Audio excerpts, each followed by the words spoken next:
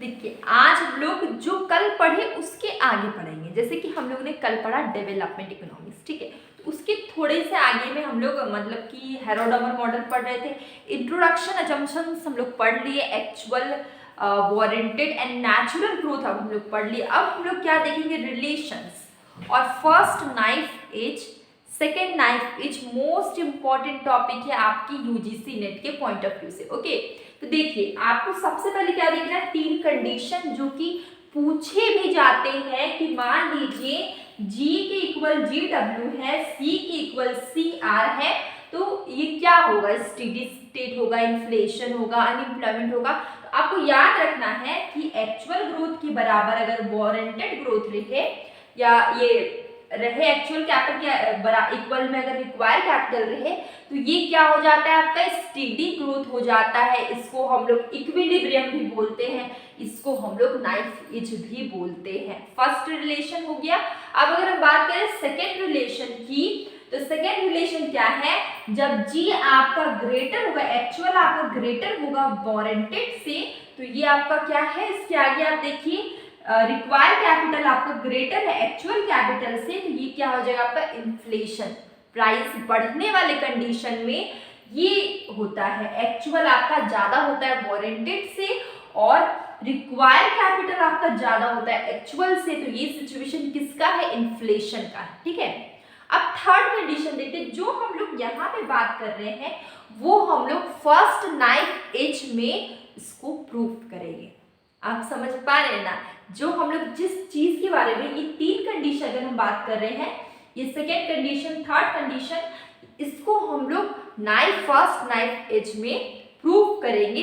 देखिए पहला बहुत सिंपल था, आप याद रखिए, actual growth is equal to warranted growth and capital, actual capital is equal to required capital. इसको हम लोग बोलते हैं स्टेडी स्टेट और नाइफ एज, इसको हम लोग इक्विलिब्रियम भी बोलते हैं।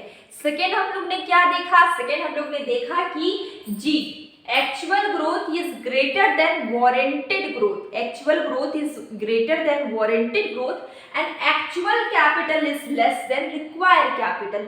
इसको हम लोग क्या बोलते हैं, इन्फ्लेशन बोलते हैं। ठीक है, थर्ड कंडीशन इज कि warranted growth is greater then actual growth and actual capital is greater then required capital. इसको हम लोग क्या बोलते हैं, डेप्रिसिएशन और अनएम्प्लॉयमेंट। ठीक है, यहां तक वो समझिए, जब भी मंदी का स्थिति आ जाए, बेरोजगारी का स्थिति आ जाए, उस समय क्या होता है, वारंटेड बड़ा होगा एक्चुअल ग्रोथ से और actual capital is greater then required capital. यहां तक आपको बात समझ में आ गई। अब जो हम लोग इतना कहानी पढ़ रहे हैं उसको हम लोग अभी प्रूफ करेंगे। अब कैसे प्रूफ करेंगे, आप देखिए, सबसे पहली बात आपको एक चीज पता है कि GC is equal to S होता है। कल के वीडियो में आप इसको अगर नहीं देखे, समझ पा रहे हैं, तो कल का वीडियो आप जरूर देखिए। कल मैंने एक्चुअल ग्रोथ, वारंटेड ग्रोथ और नेचुरल ग्रोथ पढ़ाया था, उसमें मैंने तीनों के अलग अलग फॉर्मूला मैंने बताया था, आप उसको देखिए। ठीक है, तो देखिए ये एक्चुअल ग्रोथ का फॉर्मूला है GC इक्वल टू S। ठीक है, अगर हम G का वैल्यू निकालना चाहते हैं तो S अपॉन C क्या है, G का वैल्यू है। ठीक है, तो देखिए G के बराबर में हम लोग ने क्या लिख दिया, S अपॉन C, ये ग्रेटर है GW से। ठीक है, तो GW का अगर हम बात करें वारंटेड ग्रोथ का, इसका फॉर्मूला क्या था, GWCR। ठीक है, GWCR इक्वल टू S। ठीक है, अब अगर हमको GW का वैल्यू निकालना है तो हम क्या करेंगे, GW is equal to S upon CR। तो ये हमारा क्या निकला, GW का वैल्यू निकला। तो GW की जगह पे हम लोग क्या लिखेंगे, S अपॉन CR, क्योंकि हम लोग ने यहाँ पे डिराइव किया। ठीक है, फॉर्मूला से हम लोग ने GW का वैल्यू डिराइव किया, तो हम लोग यहाँ पे लिखेंगे। तो आपको ये चीज समझ में आ रहा है, ये किसका है, ये कहाँ से आया। देखिए G बड़ा है GW से, ये हम लोग ने सेकेंड वाले से लिया है। ठीक है, G is greater then GW, कहाँ से हम लोग ने लिया है, सेकेंड से लिया है। ठीक है, तो ये केस किस चीज का, इन्फ्लेशन का है, जहां पे एक्चुअल ग्रोथ अगर बड़ा होगा वारंटेड से, तो इसका G के जगह पे हम लोग क्या लिए, S अपॉन C। ठीक है, सेविंग है ये हमारा, ठीक है। एक्चुअल कैपिटल है, ये सेविंग है, रिक्वायर्ड कैपिटल। यहाँ पे सेविंग और actual capital is greater then saving and required capital, तो दैट्स व्हाई हम लोग देख रहे हैं कि रिक्वायर्ड कैपिटल बड़ा है एक्चुअल कैपिटल से। तो ये हमको क्या बता रहा है कि ये बता रहा है कि जब required capital is greater then actual capital, इसका मतलब है इनकम, आपका इनकम में जो ग्रोथ है वो आपका हायर देन जो आपका आउटपुट होगा। ठीक है, आपको कहानी समझ में आ रही? कहानी ये है कि अगर एक्चुअल कैपिटल, ठीक है, वो बड़ा है वारंटेड कैपिटल से। ये जी का वैल्यू हम लोग ने इस फॉर्मूला से डिराइव किया, आपने देखा कैसे डिराइव किया है। ठीक है, ये वाला वैल्यू आया हमारा। ठीक है, जी डब्ल्यू का वैल्यू हम लोग ने इस यहाँ पे डिराइव किया। ठीक है, एस अपॉन सी, जिसको हम लोग यहाँ पे रख देंगे। एस का मतलब सेविंग है, सी फॉर कैपिटल। ठीक है, तो saving upon capital is greater then saving upon required capital. इसका मतलब है कि required capital is greater then actual capital. जब रिक्वायर्ड कैपिटल आपका बड़ा होगा एक्चुअल कैपिटल से, तो यहाँ पे क्या होगा, income is greater then out. जो भी इनकम में ग्रोथ हो रहा है वो आपका ज्यादा है एज कंपेयर टू आउटपुट की ग्रोथ में। आपको समझ में आ गया?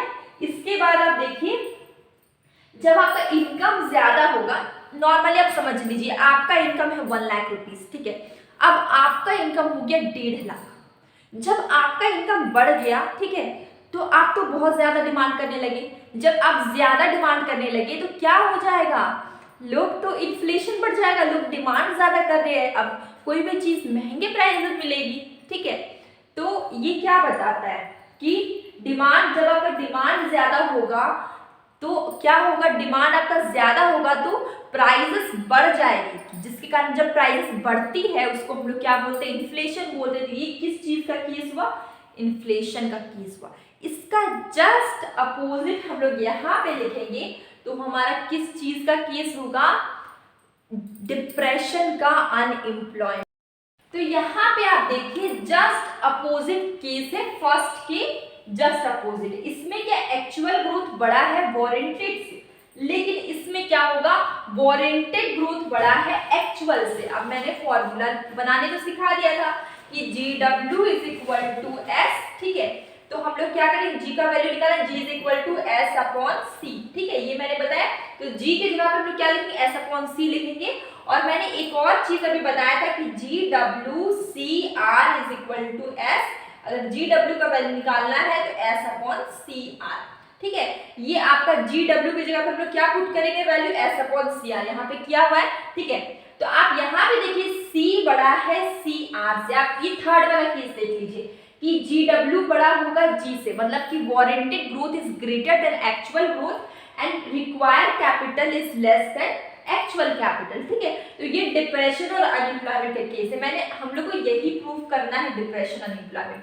देखिए यहाँ पे warranted is greater then actual growth. ठीक है, तो यहाँ पे क्या होगा कि सेविंग अपॉन कैपिटल, ये छोटा है सेविंग अपॉन रिक्वायर्ड कैपिटल से। ठीक है, तो अगर कैपिटल, एक्चुअल कैपिटल अगर बड़ा होगा रिक्वायर्ड कैपिटल से, तो यहाँ पे क्या चीज हो जाएगा, जब एक्चुअल बड़ा है रिक्वायर्ड कैपिटल से, लोग का जो आउटपुट है वो उसमें ज्यादा पैसा लग गया, इनकम कम आया, तो लोग क्या करेंगे, जब आउटपुट में ज्यादा पैसा लग जाएगा, आपका इनकम कम आएगा, तो लोग डिमांड कहाँ से कर पाएंगे, इंसान को तो लॉस हो जाएगा, अनएम्प्लॉयमेंट हो जाएगा। इससे क्या हो जाएगा, डिप्रेशन की स्थिति हो जाएगी, मंदी की स्थिति हो जाएगी। ठीक है, तो इसको हम लोग क्या बोलते हैं, ये हमारा थर्ड केस है, डिप्रेशन अनएम्प्लॉयमेंट। यहाँ पर क्या होता है कि लोगों को आउटपुट में ज्यादा पैसा लग गया और इनकम बहुत ही कम आया, जिसके कारण डिप्रेशन की स्थिति आ गई, मंदी की स्थिति आ गई और बेरोजगारी फैल गई। ठीक है, जब लोग के पास इनकम नहीं हो तो डिमांड तो करेंगे भी नहीं,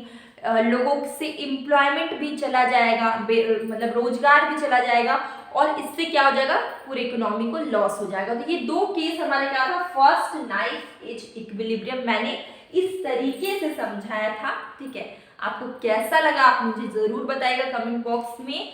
और अब हम लोग मिलेंगे इसके आगे, सेकेंड नाइफ एज भी पढ़ेंगे, डोमर मॉडल भी पढ़ेंगे कल के वीडियो में। ये छोटा सा टॉपिक आपको कैसा लगा, समझ में आया कि नहीं आया, आप मुझे जरूर बताइएगा। ठीक है। और आप इस बात से बिल्कुल मत घबराइए, मैं क्वेश्चंस भी इस चैप्टर के कराऊंगी क्योंकि इस चैप्टर के क्वेश्चंस बहुत इंपॉर्टेंट है यूजीसी नेट के इंटरव्यू पॉइंट ऑफ व्यू से, तो उसको भी मैं ज़रूर करवाऊंगी। और इसमें से बहुत सारे क्वेश्चंस आए हुए हैं, मैंने सॉल्व किए हैं, ठीक है। तो कल हम लोग मिलेंगे डॉमर मॉडल और सेकेंड नाइफ इज के साथ।